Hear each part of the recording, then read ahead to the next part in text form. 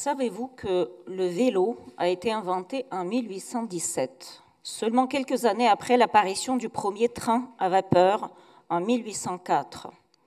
Le vélo et le train étaient bien là plusieurs décennies avant l'apparition de l'automobile.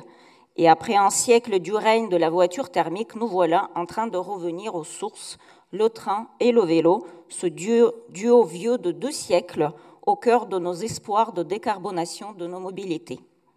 Nous ne pouvons que nous réjouir de la volonté de la région de viser une augmentation significative de la part du vélo dans les déplacements quotidiens. Néanmoins, les moyens financiers prévus pour ce plan vélo sont bien trop faibles pour avoir un impact significatif.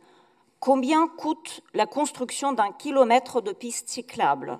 Malheureusement, ce coût a subi des augmentations majeures et se situe aujourd'hui autour de 600 € par mètre linéaire, donc à peu près 600 000 € par kilomètre, ce qui reste toujours bien moins onéreux que la création de routes automobiles, des voies ferrées ou des voies de tram. Il est important de poser ces chiffres. Vous vous engagez à investir 3 millions d'euros par an pour la création des infrastructures cyclables, avec l'objectif de créer ou restructurer 500 km d'itinéraires cyclables d'ici 2030.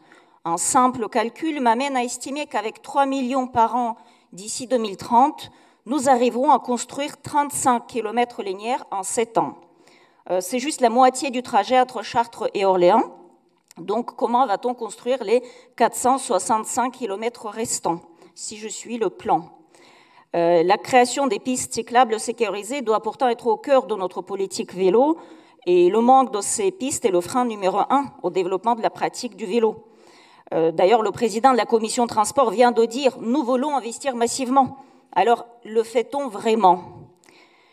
Au-delà des budgets prévus pour le plan vélo qui nous semblent profondément insuffisants, j'aimerais attirer votre attention sur l'importance de porter une attention particulière à la coopération avec les autres collectivités, les EPCI et les agglomérations en premier lieu, qui sont aujourd'hui les premiers financeurs en France des voies cyclables et d'autres infrastructures pour le vélo, mais aussi les communes, les départements et les autres régions, notamment pour créer un seul et unique mode et conditions d'accès aux abris sécurisés des vélos dans les gares, qu'ils soient construits par la région ou par les autres collectivités.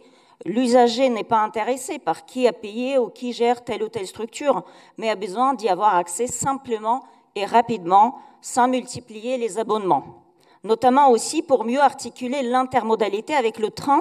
Je pense à la toute nouvelle gare de Chartres, qui semble avoir oublié les rampes d'accès au train pour les vélos. Philippe Fournier se souvient de cette problématique qui a été évoquée par les usagers il y a 2 semaines lors de la dernière réunion sur l'étoile ferroviaire eurélienne. Merci de conclure, Madame Stépanoff. Merci.